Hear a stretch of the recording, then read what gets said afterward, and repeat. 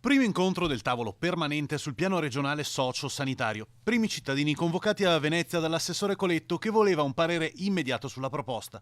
I sindaci, compresi quelli dell'area pedemontana e bassanese, l'hanno convinto a rimandare.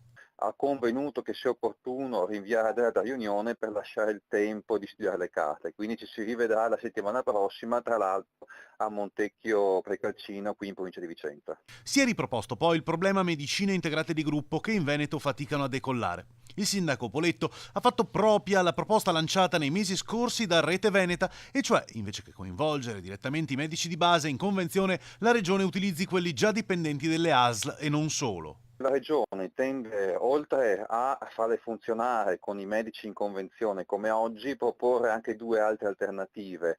L'una con medici dipendenti delle aziende sanitarie, delle USL, l'altra convenzionando tutto il servizio in strutture private. Beh, noi del Bassanese, sindaci, ma anche con i colleghi dell'Alto Vicentino, quindi dell'USL Pedemontana, abbiamo detto con forza e ribadiremo che intendiamo dire alla Regione di perseguire la sperimentazione con i medici dipendenti, cioè istituire medicine di gruppo integrate sperimentando un rapporto contrattuale con i medici proprio di lavoro a tempo, lavoro di tipo dipendente, come è del resto per i medici che lavorano in ospedale. Lo sosteniamo da tempo, solo così il progetto Medicine Integrate di gruppo potrà decollare. Questo siamo convinti permetterà un raccordo più immediato, maggiore con i medici di base e quindi di far partire le medicine di gruppo integrate anche in quei territori come è il nostro, il Bassanese, in cui purtroppo stentano a partire.